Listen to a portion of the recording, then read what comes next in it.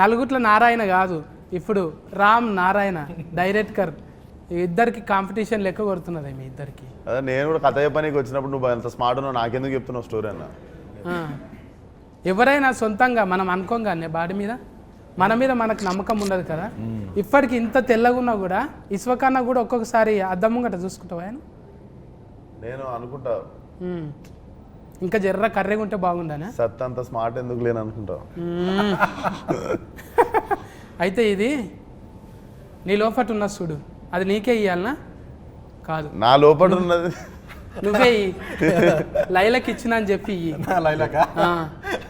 నా పేరు ఏంటంటే మైలా అని చెప్పు.